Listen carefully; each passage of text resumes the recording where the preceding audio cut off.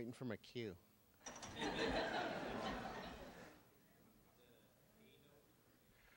Well, good afternoon.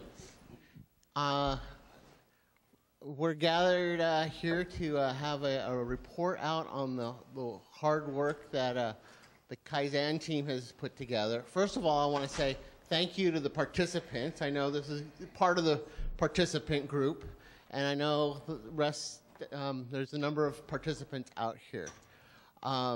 Dedicating a whole week to working on something can be daunting, can maybe seem pointless, or even deflating. But we've been working on customer service and service improvements in steps for the last 6 years, and we've worked in different ways. We had customer service as a value, and then we've had customer service improvements in various processes, and those have been incremental changes. And I would imagine some employees might get discouraged by saying, well, we're making these changes, and how come they're not good enough? And then we bring in additional language, if you will, in terms of HPO and what is a high-performing organization, and how we want people to be active in running the system they're in. And I think we did a good job of creating the philosophy, but until today, we haven't done a great job of applying it and learning it. And from the very little I know, I hear we're going to have some great examples of how we went from incremental change to warp speed change in redesigning parts of our commercial permitting process. I want to thank Larissa Benson for her work.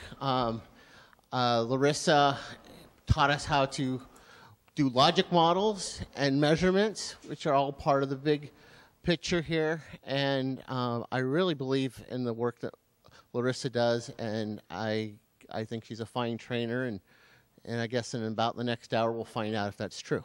Way to measure me there. Immediate feedback. I know, particularly with permitting, talk of customer service was frustrating, because permitting is two functions. You have your customers who are developers and builders. You have your customers who's the general public that want to live in a safe house and have a well-built community. And you're a regulatory agency, because you have to tell your customers, well, that doesn't work. And how to put those things together to make it successful for all your customers is one of the most complex challenges of a city operation. I mean, with the police, they're pretty much good guy, bad guy. It's pretty easy, the type of customer they're dealing with, even though it's regulatory. Fire is always the good guys, yes. That's another story for a different time. But I want to say my sincere thanks for your hard work and dedication. I heard that you all came and worked hard, that you could have come skeptical, you could have come with a chip on your shoulder, and maybe not quite sure what's this other thing we're doing. But I hear the attitudes were great. People were honest about where they were when they began, and a lot of real progress made. So with that, I'll pass it to Carol, and we'll start the presentation. Thank you. Thank you, Mayor. I wanted to welcome you to our presentation on the lean process improvement. This is the team that has been held up in the red brick room all week long, getting pizza under the door for our lunch breaks, trying to get these processes looked at. So I want to remind you that this project is from start to finish, from the pre-application to the certificate of occupancies on new commercial, new multifamily, mixed use, change of occupancies, and large commercial addition projects. So we took the largest project that has the most people playing in the project and worked on that first. With that, I'd like to have the team introduce themselves. My name is Kenny McLeod. I'm with the building inspection staff. I touch a permit from the point of issuance all the way to certificate of occupancy. My name is Rich Giesecke. I am in Fire Prevention Development Services, and my role is typically plan review, dealing with the architects and builders from site plan entitlement through civil review, through building review, through the fire plan inspection, or fire plan review, and also into inspections. My name is Kurt Seaman. I am in Development Services, and I am focused on transportation issues. My name is Rob Crittenden. I'm with Redmond Traffic Operations, Safety and Engineering, and we review civil plans for transportation. I'm Trung Yung with Redmond Fire. I review construction or building permit plans and sprinkler fire alarm plans and do inspections. I'm Tony Lewis. I'm with Development Services. I take everything from the site construction permit through the civil process and construction to occupancy. I'm Jeff Thompson. I'm in Public Works, one of the water wastewater engineers. Heidi Poole, Development Engineering and Construction, Site Construction Permit Coordinator. Carol Lewis, Building Plan Review and Certificate of Occupancy. Kelsey Johnson, Planning with Development Review. Kelly Cochran, Public Works. I was serving as the team lead this week and working to support this group and all of the work that they were doing. I would like to now introduce our sponsors. They came and checked on us periodically. They gave us some feedback and helped us with several of the meeting and presentations. Rob Odell, Chief Tommy Smith, Linda DeBolt, Jason Lynch, Todd Short, Paulette Norman, Mike Paul.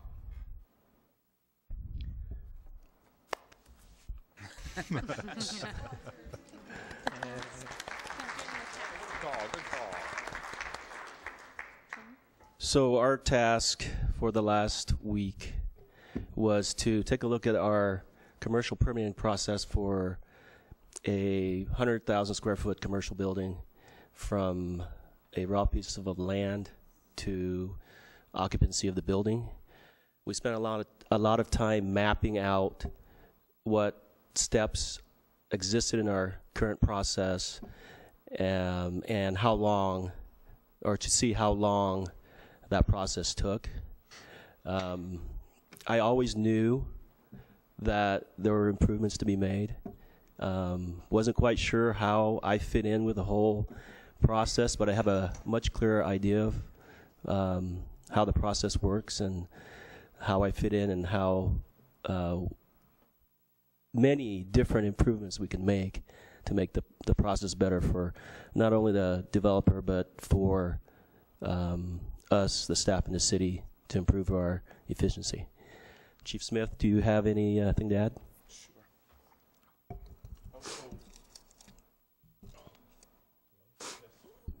Just use this one.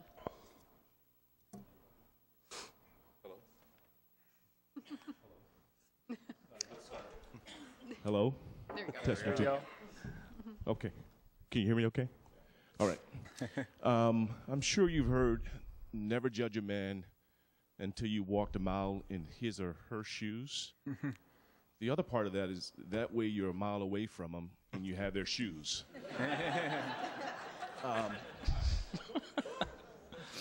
Our job as sponsors has been very easy this week.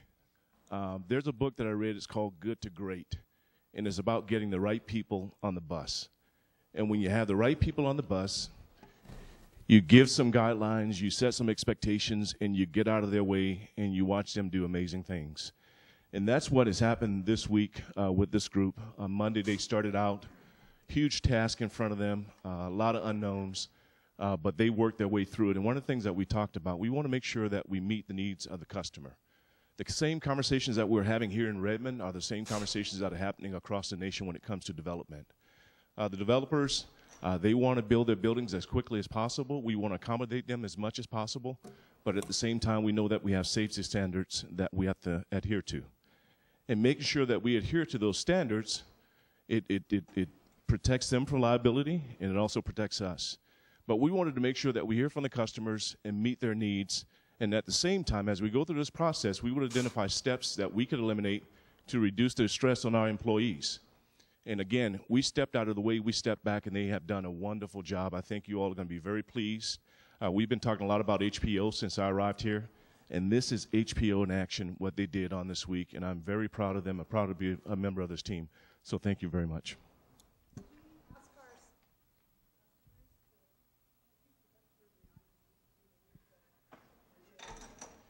Yes, could we have our customers please stand, if you would, please? All right, thank you.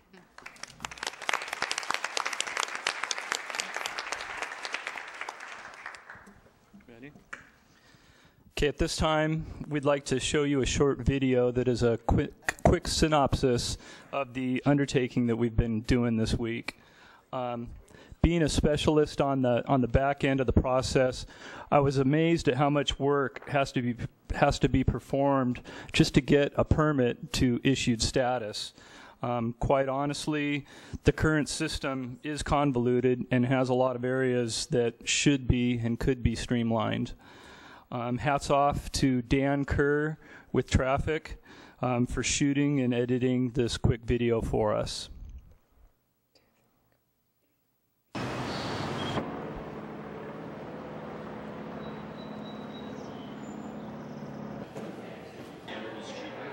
Put some requested materials on.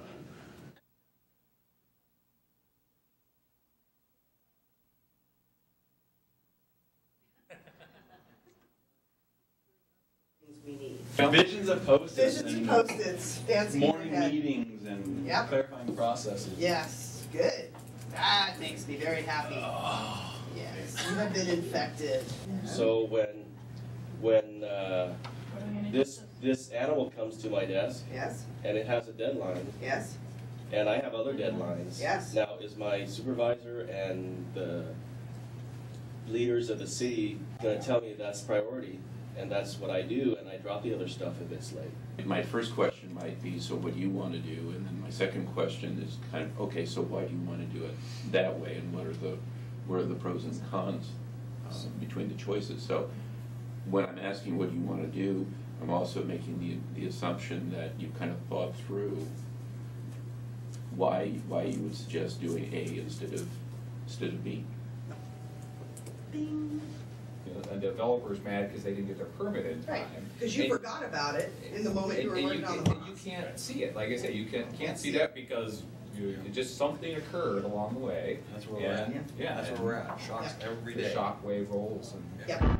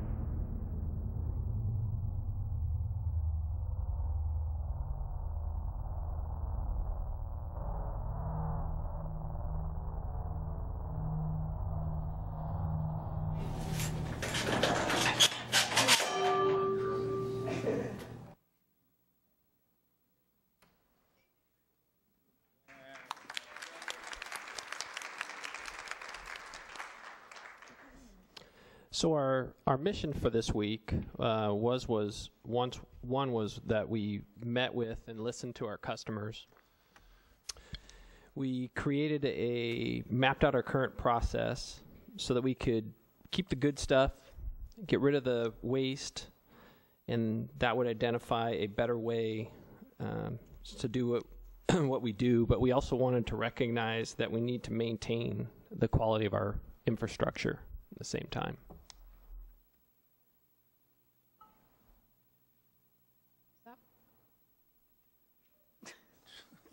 Sorry for the delay. So the first thing we needed to do, if we want to actually improve this process, is we have to get feedback. We all work inside the system. We intuitively, I think, know that it's not as efficient as it can be. But really, the person we're trying to make happy and we're trying to accommodate is that customer of ours, the developers, the architects, the designers, the folks we deal with all the time. And so before we can really embark on this thing, we had to hear from them. So we did that. We invited in a lot of our kind of frequent customers that we see. You'd recognize them across the table because they're always in the permit center. They're always trying to build something here in the city, increase the economic vitality of what we're doing. And it was interesting to hear what they had to say. You know, we would maybe have the opinion that they want it fast, they want it cheap, they want us to cut corners, but they never said any of those things. What they said is that they want to have certainty in the process. They want to have some predictability.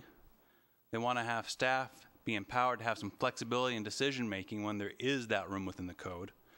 And they want to have some better coordination between the different divisions in the city. They want us acting as a team, as a group, not as different silos of people.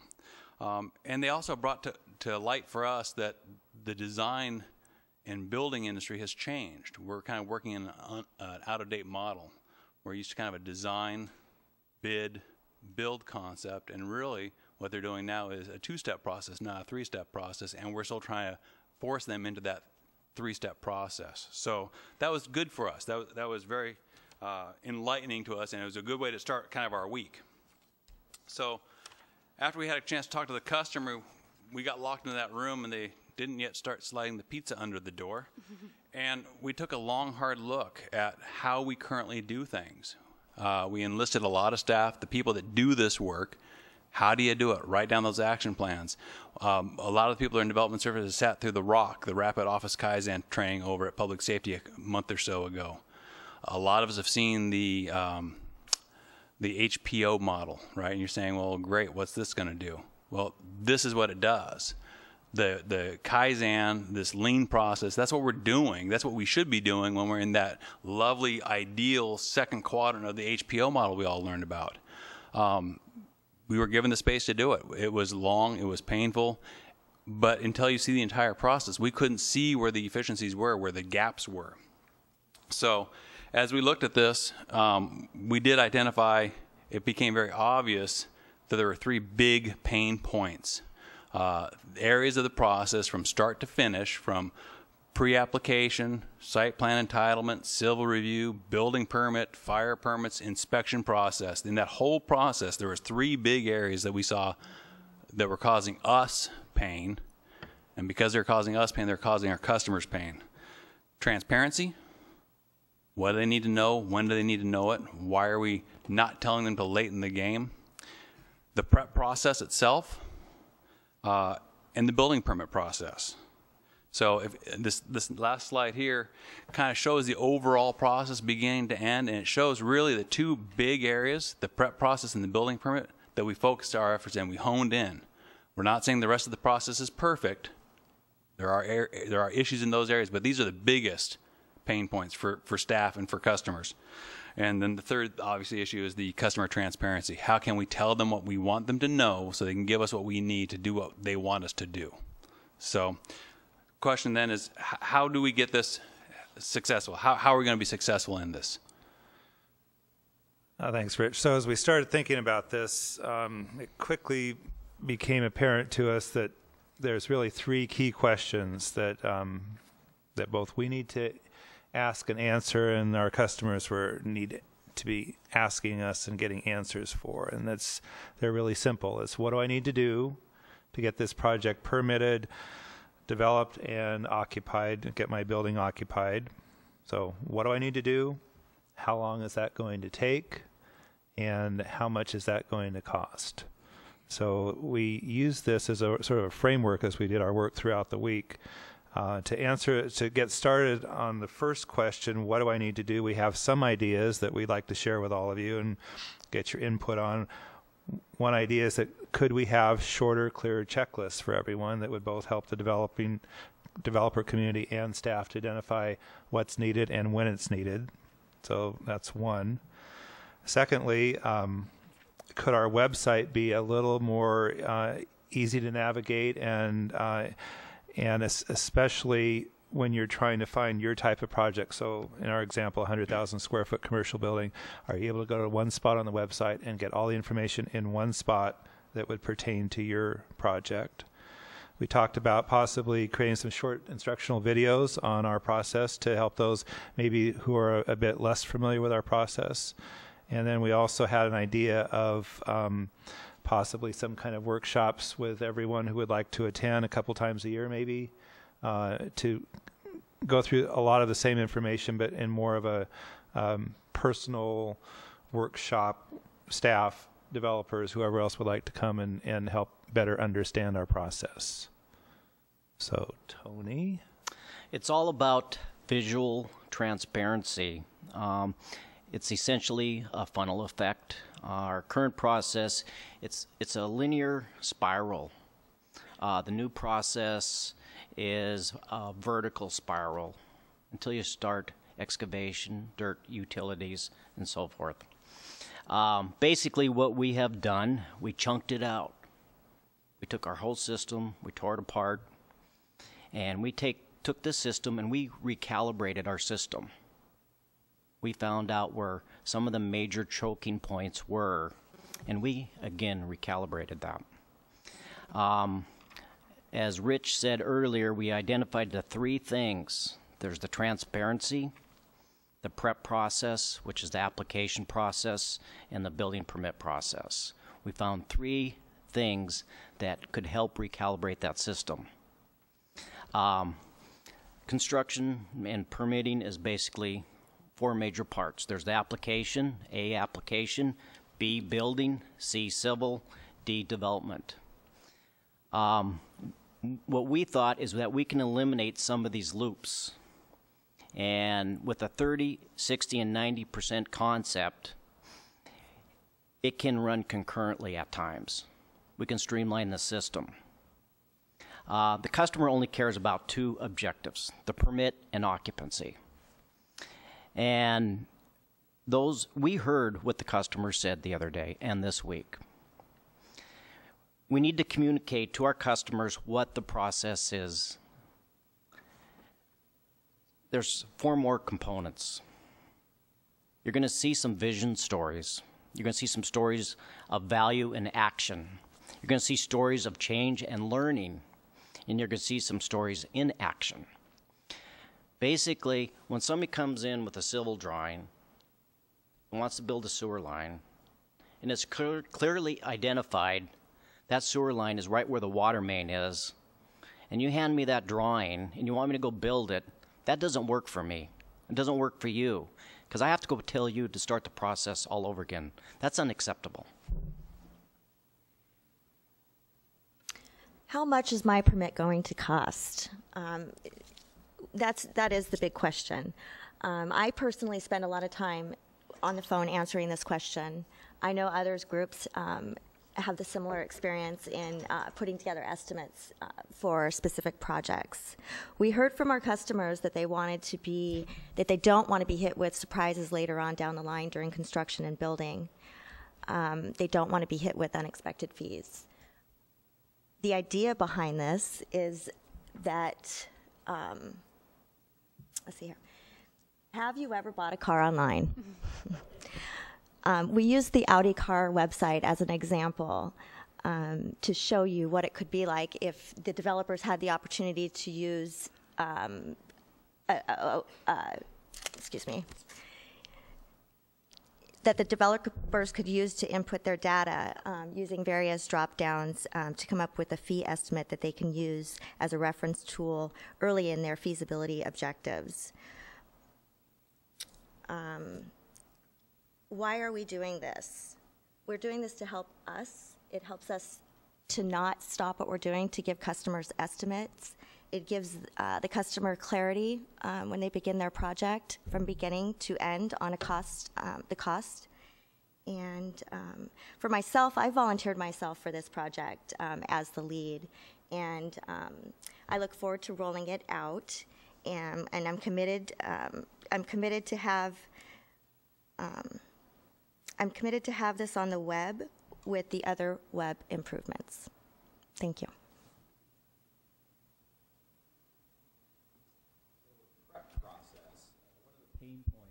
Oh, sorry about that. One of the pain points that was identified in our mapping process was PREP. And for those who don't know, PREP is the pre-review entitlement process, which is something I learned this week. I was pretty proud. Almost all developments go through pre-app meetings, and that's prior to the PREP process. That's kind of the early first phase meetings where you start to get a feel for what the project's going to be like. And then most developers choose to go into the PREP process rather than straight into the standard process. And so we heard that PREP was very valuable to people, for both customers and staff. That they liked the collaboration of the PREP. However, there was no clear structure, and the process is too flexible, and so this ends up in this endless review loop where you can go around and around and in this swirling motion. So what we wanted to do is that we wanted to provide the right information to the customers at the right time. We wanted to identify and solve problems in a predictable manner, and we wanted to establish a clear schedule for the entire PREP process for both the city and the applicant. So if you look up in the upper right-hand corner there, that kind of shows our current process, which we called the swirl. And the reason for that is you can see all the kind of random sticky notes and then the little red circles that go back. And so what we found was happening was everyone would come in with good intentions, trying to make the project work, but you'd get partway through it and then something would change or some new information would come in and it would roll back, and you just kept getting into this long loop without any clear way out. So showing up there in the lower left-hand corner is our revised process, and what we're trying to make it is much more linear and predictable in the new setup. So basically, this is the new structure. Prior to going through this process, PREP had had a start date, but no really end date. We couldn't predict when you're going to get through the process. So what we did, we provided that structure. So we have day one, and we have 45 days in between each meeting. So we have 4 meetings in total now. You have a kickoff meeting, 2 coordination meetings, and a submittal meeting. With that, we also required them to submit different levels of detail for each of those meetings, starting off with 30%. Prior to this process, they could submit an 8.5 by 11 sheet of paper, well, I guess electronically now, with a couple lines on it showing property lines. So what we did is we kind of enhanced that and asked for more information up front. So with that, I'm going to pass it back to Rob and talk about the deviation and DRB process. So for the DRB, we thought that it could also run parallel to this process. And it has some different submittal timelines, and they meet only twice a month. So it's a little more restrictive than the weekly meetings that we would set up under the PREP process. But we believe it can all fit in there, and we've come up with a timeline that we still need to vet with the DRB board, but it sounds like it would come together. So for the deviation request, so this was part of the swirling issue. So there wasn't a clear process to arrive at a decision on a deviation or something different that you're proposing from a code requirement within the zoning code. And this is primarily, we're talking about the PREP process here too. It's not deviations deep in building code or anything like that. And we wanted to have a clear process where we would identify them at the meetings with the applicant. They could document why they feel they need those deviations, and we could take them through some sort of a review committee or something like that in order to get them a quick response back and fold that into their next set of plans. And Paulette Norman is going to explain the process a little further. Yeah, so you hear swirl and you hear pain, and the sponsors are taking on some of that, hopefully to reduce a lot of that pain and suffering, it sounds like, from the customers and the city staff. There's really 3 different types of things that we're trying to tackle. First is the code deviations. We have a customer comes in for a deviation request. We have situations where we internally and with the customers, there's an interpretation of the code. And then we have situations that we actually have our own code conflicting with each other. So as one of the ways we're going to try to get to reducing that swirling and that pain is we want to establish a team. We will be determining kind of a level of decision making. We want to be able to get back to the customer and give them clearer direction on what they need, what we need from them. And then we're going to stick and have a time frame, a turnaround. What we want to achieve with that is that we do want to meet that 0 to 30% time frame. So very early on in the process, we've responded back on these code interpretations, these deviations. We want to have consistency. I think we've, hear concerns about making sure things are consistent, and we want to be transparent. And just in closing on the prep, I just wanted to kind of relay a little bit of my own experience. When I came into the lean process, I was concerned that we would probably be just trying to cut corners or eliminate processes just purely to save time. But through the experience of the class, what we really did was we just looked at our existing processes and looked for ways to do them better. So we improved the existing processes to make them more clear and predictable. And with the result that they should run smoother for all involved, whether it be the staff or the customers, and there's just less pain involved for everyone. So as you probably can see, all the stickies are in the hall for building inspection and the trade permit process. They kicked me out because we ran out of room in the red brick room for the wall space. It took me about 4 hours to go through and write all of the steps for the building and trade permit process on sticky notes. At the end, I was like, this is crazy. So we talked to the customers on Monday, and the customers clearly let us know that there's been a change in process. So we used to do design, bid, build. That's how construction worked many years ago. And now it's changed. The customers are needing to get the permits faster because they need to answer to their customers. They've changed the process to design, build. And so to stay in the current state of construction with our contractors, we need to change our methods to design build. What our proposal is to change our methods is to go to a 30%, 60%, and 90% drawings, which would allow us to do a concurrent review with the coordinated civil process for a building footprint. The second phase of our process would be the 60%, or what we used to call the shell and core building permit process. And that can happen, and they can get their permit at the same time that they're doing the site construction. 90% drawings would be what we call the tenant improvement process, and they can give us that information as they know what tenant spaces are moving into their building. And last, the certificate of occupancy process would allow them to have 2 certificates of occupancy, or one that gets updated as the tenants move into the space. So that way they can use that parking garage or the 5 stories above which they've finished and resolved the life safety issues for when they need to, instead of waiting until the whole building is constructed. Thanks, Carol. So to start to pull all this together and talk about what we've learned over the week that we've been working on this, and talking a little bit about what success and how we define that, what that looks like. I think, to my mind, it comes down to sort of 3 main categories, and that's, first of all, the city establishing clear requirements, having a predictable process, having a more structured process that is consistent. So that's the first thing. I think that by having that in place, what we're going to see is we're going to start to see reduced wait times for customers. We're going to see a reduced need to redo the plans. Some of this swirling we've been talking about will go away because our requirements and our process is more clear. And I think the sort of the great thing for everybody here is it's better for the customer. It's because they know, I think, better what's expected of them. It's certainly better for staff because we reduce staff time and staff swirl as well. So that's sort of our own personal interest in this.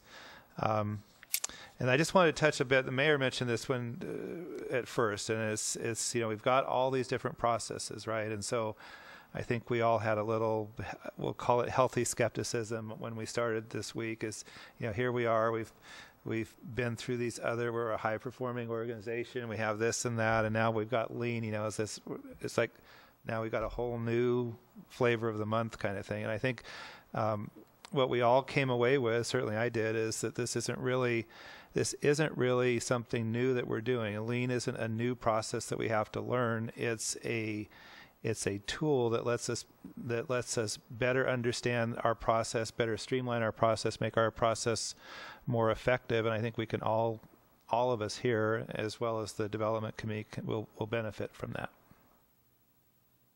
So I would echo what Kurt has to say. I think that what I saw from my level of involvement in this process this week was that Lean is a great tool for the city to use to help in our implementation of HPO. It allowed this group to do some Q2 work. It allowed them to do it quickly. In 1 week, they were able to lay out their process, analyze it, identify the weak points. They were tasked with identifying areas of improvement. They have been empowered by the sponsors to move forward with those implementations. The sponsors were available for this group all throughout the week with check-ins, and those check-ins really were there just for coming to clarity on ideas, and then oftentimes I saw that those ideas were actually being expanded. One of the greatest things is that the way that this process works is that the ideas that you have, you can immediately see what the results will be. So there is this way that you can measure what you're currently doing and what results you'll see by making the implementations happen. For this team, one of the processes that they work to improve on, which is the building permit, they've reduced 72% of the waste that was happening, both on the staff side and customer wait time. For the prep process, the lead time was reduced by 25%. We can only see those successes if we continue and keep a commitment to get those things implemented. And so what happens next is making these things happen. So we have developed an implementation plan for each one of the areas that this team has been working on, but also one that's a little more general that keeps the momentum going. And one of the things on that list is figuring out a strategy to work on the rest of the process and working towards identifying how the lean process can be used throughout the city on a continuing basis. So the question is, what happens next? So if you've walked around the second floor, you've probably seen big pieces of white paper posted up outside each area. So that is going to be our Kanban boards working in development services. There's one in the Bear Creek room, one outside the fire division, one outside the building division, and one outside planning and civil. Part of our items is to create this board so you can see where projects are sitting at in the process, where they've already gone through, and what they have yet to go through. This will help clearly show staff and managers alike where each process is being held up and where each process needs to move forward. This team has decided that we will be continually to meet to get through the other items on our list and have the outcome being resulted in all the steps being finished. So we've set aside a little time here for kind of big picture questions, if everyone has any of those, and then any more if you really want to get into some detail and see what we've done, several of us will be up in the red brick room on the 4th floor on Monday the 24th from 11:30 to 1 p.m. So we'll be there with all our sticky notes so you can see the grand picture and also come ask us questions. But are there any kind of bigger picture questions that anyone want to ask right now? Lori in the back.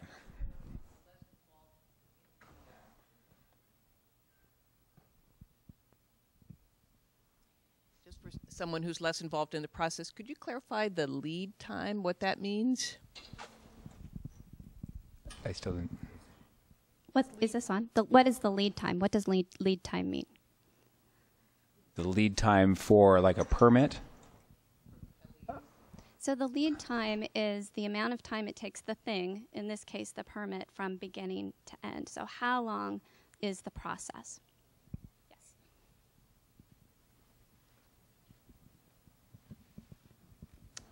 Anything further?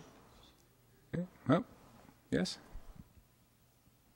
Did you guys find this process stressful? For myself, I didn't find... Initially, there's just the stress of, okay, something new, what are we going to be doing? But actually, once we got into the process and kind of understanding what it was, it really just came off as pretty logical, pretty common sense. It was just mainly just the work and the churning, taking the time to really map out your process and look for those points and to start to look for new ways to do things. So, others have comments on it? For me, it was really overwhelming from day one, just writing down all the steps. It took me hours. And thank you, Gloria, for helping me on that. But just every single step that we have to go through to process an application from start to finish, it's kind of ridiculous. Just to add to that, I think as we showed in the video, if you have time to you can go up to the 4th floor and poke your head in the red brick room there. I think you can get a better feel in person for just the volume of stickies and the volume of data. And I think all of us, we know our piece of the process, but when you see it in total, it's like, we're working way too hard and we're got way too much going on here. It's not helping you all, it's not helping us. So I think that was a little bit stressful, I guess, to me initially. But then, as Rob said, I think we just started working on it. I think we feel like we've made some really good progress just in the 4 days since we first had that overwhelming visual. So I have a question about process from here. As you try these things out, you're developing implementation plans. You'll start to try them out and see how they work. Do you have a plan already in mind for checking on how that's working, doubling back if you find that it's not working the way you think? Is this team stay together? Is there a point? What's the plan for sort of monitoring as you go and sort of the continuous improvement that might be needed? We have some report out features. So the 30-day, 60-day, and 90-day report out where people are checking to make sure we got the items done. And this team is committed to staying together and working on the project until it's finished with follow-up meetings to make sure one person isn't getting overloaded and not getting their assignments done. So that way the rest of us can help pitch in and get the work done.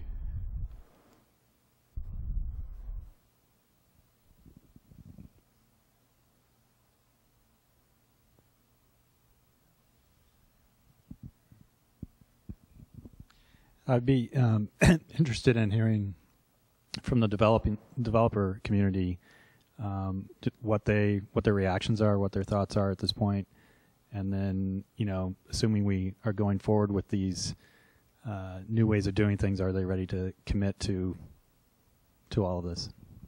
So we had met with some of the what's that? Oh, sorry, Robert. Great, awesome.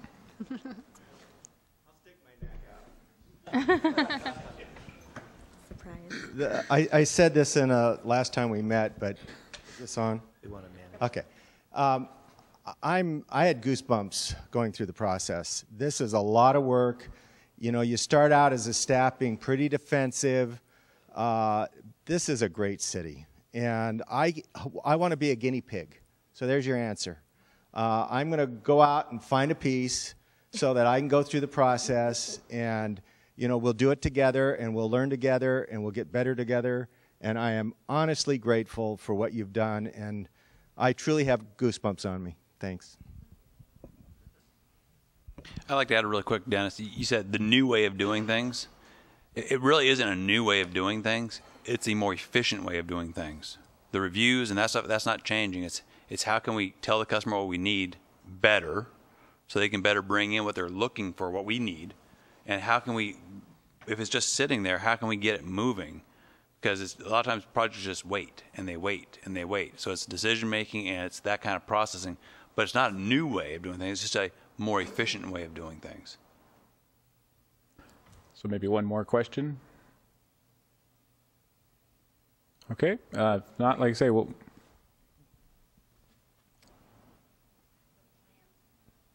Can't see. Mayor. Oh, well, you're hiding behind the TV.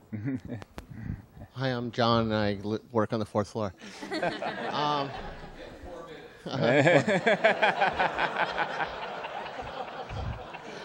My question is, what is your expectation and needs from your sponsors going forward? I'll let others chime in, but I'll start. I think that the thing that we heard from our sponsors this week, and they actually have a chance to talk after this, we heard that this was something that they were interested in and they were committed to, and they were willing to create the space for us to be able to continue to work on it. So I believe that's what we're getting from them.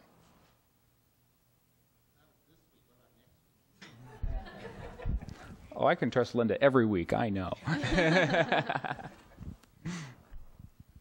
I'm wondering what the process is. The team has been working on this all week, and then what is the process moving forward to explaining and teaching the rest of the workers how this will be implemented, and how will that be communicated to us so that we can be a part of the team?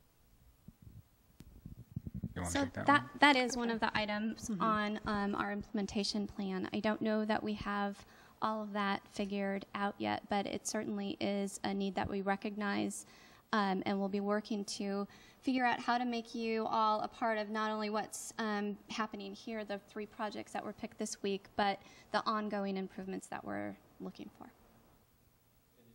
Help us with that. Raise your hand. If you want to help us with that, we'll welcome the help. Okay, Andy. One more question, and we'll.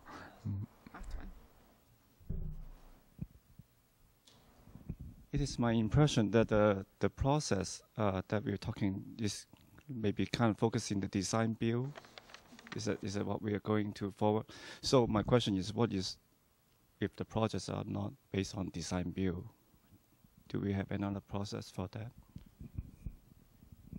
So you're asking. So if it's not a design build process project, how will that work? Right. Well, my understanding is we'll still have the prep process is really being set up for the design build with the 30, 60, 90 submittals, but there still is the standard process. You can come in with your 100% plans, get into the standard process, and maybe Kurt, you may want to describe that a little bit more. I'm kind of out of that picture. Yeah. So I guess just to back up a bit, so the 30, 60, 90 process that we're looking at here, both for prep and building, is sort of a minimum structure, and we think it fits well with the way the development community works. It's not, we still, as we've said, we still want to remain flexible, and so if a developer comes in, with plans at greater than 30%, they're at 50, 60% with their first submittal. We're not going to make you go through all 3. We're not going to make you do that 3 submittal process. You can do it in less time if that works better for you. I think the point is, with the 30, 60, 90, is just developing a process here at the city that fits better with how projects are actually built in the world. Okay, so as I said before, we'll have lean staff available on Monday if you want to come up and see our work and talk to us, 11:30 to 1 at the Red Brick Room. And now we have a message from our sponsors.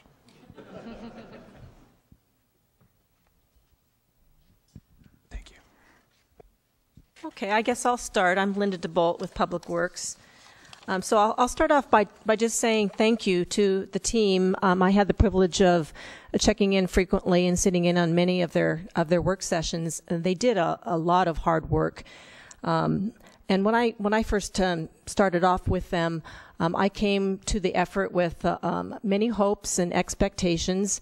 I knew that this team would bring their intelligence and expertise to the effort, and we had some major challenges to meet here. Hearing the expectations of the customers, I'll have to say that this whole effort has really exceeded my expectations, and that's because I didn't know what was going to be the result. Now I do. Really, what I find is that there has been a very, very close attention to aligning well the redesigned process overall with the needs and desires of the development community. There's been also increased teamwork. I've seen teamwork in this team itself, but I think what we'll find is the new process that is laid out is going to increase teamwork in all of the staff throughout the city in different departments in doing the work too. But we're going to get out of our silos, which is one of the objectives. There's obviously increased clarity and communication, both within the city staff, but also with the applicants. Just being able to communicate earlier on, what constitutes a complete application was one of the big issues, and I think that that's been designed into this new process. We're really reducing swirl. We're reducing kind of time-consuming and ineffective do loops. If you get into the fourth floor and look at the stickies, you'll see these do loops, and the new process does eliminate those. So some of the people here have talked about implementation, and a couple thoughts on that. We really are going to need to do implementation work. This is development work. Now we have to do implementation work, and that's going to involve all the staff. So there is going to be a lot of work needed to institutionalize and have this become part of our normal way of doing business. I expect that's going to take several months, maybe even the rest of the year, to really develop all of the new web pages and the communication documents, have these workshops, these communication workshops, all of those things that you heard about. It's going to take time, and this team can't do it by themselves. They will need the help of all of the staff who are involved in this body of work. So I think as sponsors, we support that. We do need to make kind of the space and the time to be able to do it and provide those resources.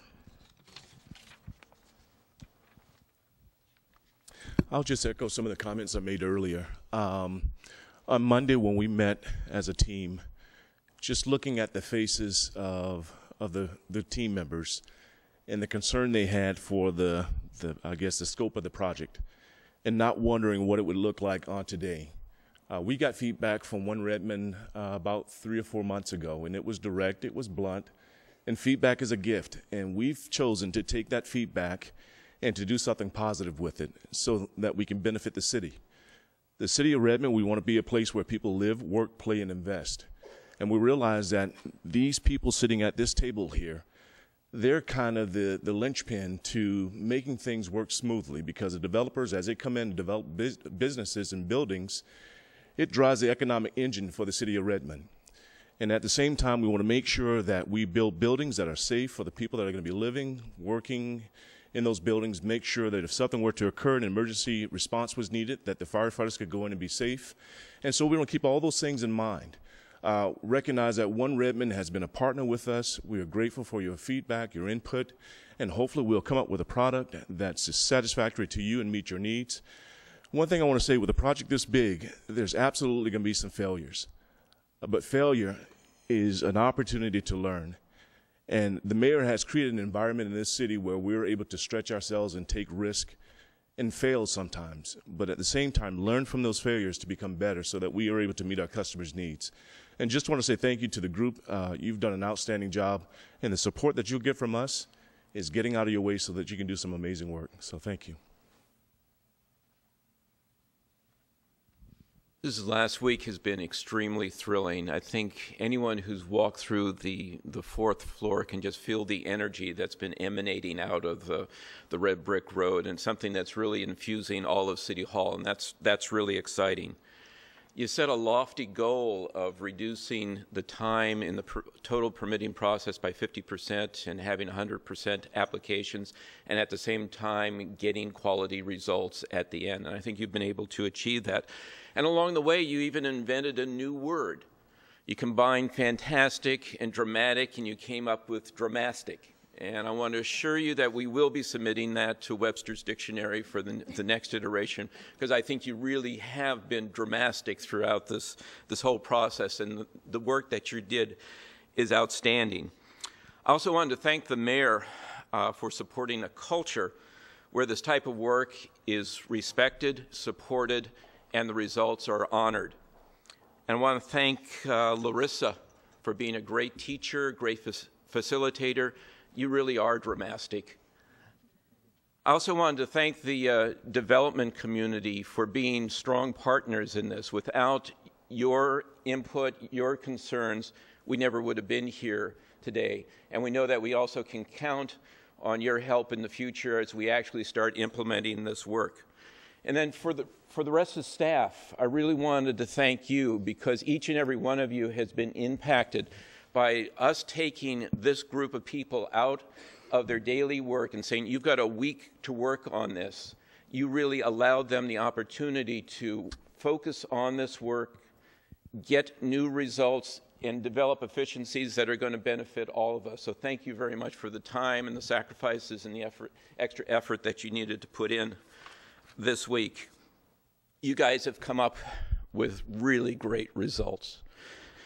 You really heard that the business out there has changed, and you've identified ways to take that change and incorporate it in the work that we're doing, and coming up with a process that's predictable, it's creative, but it still has the flexibility and recognize that change is going to occur throughout the development process.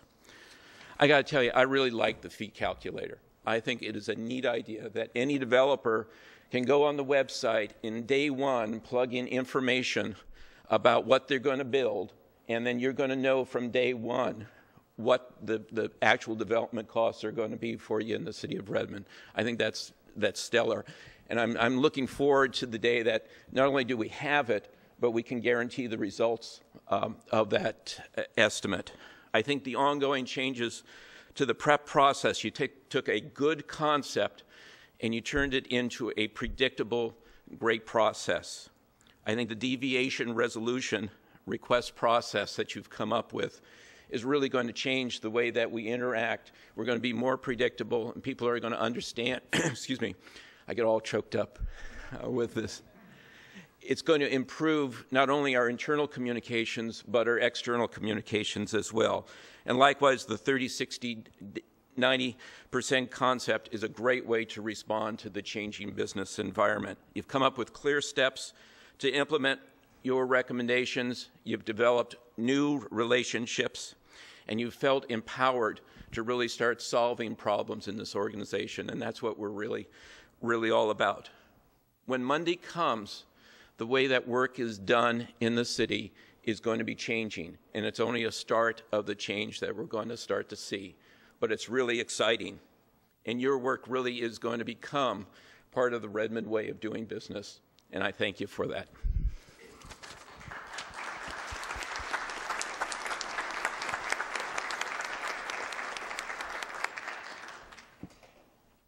We're done.